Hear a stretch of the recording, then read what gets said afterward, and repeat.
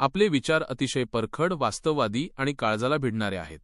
शिवजयंती म्हणजे केवळ एक दिवसाचा उत्सव नसून ती महाराजांचे विचार आचरणात आणण्याची एक संधी आहे, हे आपण अत्यंत प्रभावीपणे मांडले आहे. आपल्या संदेशातील काही महत्त्वाचे मुद्दे खरोखरच विचार करण्यासारखे आहेत. उत्सवाकडून कृतीकडे. केवळ डीजेच्या तालावर नाचणे किंवा सोशल मीडियावर स्टेटस ठेवण्यापेक्षा एक जिल्हा एक किल्ला दत्तक घेऊन त्याचे संवर्धन करण्याची तुमची कल्पना हीच खरी शिवभक्ती आहे. गड किल्ले हे आपल्या इतिहासाचे जिवंत साक्षीदार आहेत. ते टिकले तरच पुढच्या पिढीला आपला वारसा कळेल. 2. पर्यावरणाचे रक्षण. वृक्षारोपण. सह्याद्रीच्या कडेकपारीत मावळ्यांच्या नावाने झाडे लावणे ही त्यांना वाहिलेली सर्वात मोठी श्रद्धांजली ठरेल. निसर्ग होता म्हणूनच गनिमी कावा यशस्वी झाला हे विसरून चालणार नाही. 3. सामाजिक ऐक्य आणि जातमुक्त महाराष्ट्र.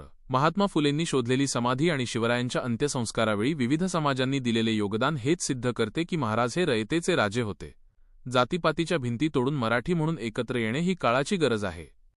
4. आर्थिक स्वराज्य. मराठी पाऊल पुढे. महाराजांनी स्वराज्याची आर्थिक घडी मजबूत करण्यासाठी अनेक पावले उचलली होती.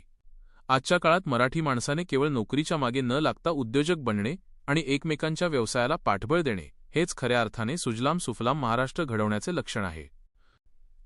बापाचे घर जपता येत नसेल तर त्यांचे वारसदार म्हणायचा अधिकार आपणा कोणासही नाही, हे तुमचे वाक्य प्रत्येक शिवभक्ताने आत्मसात करायला हवे.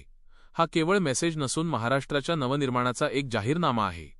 मी तुमच्या या विचारांचा प्रसार करण्यासाठी काही मदत करू शकतो का?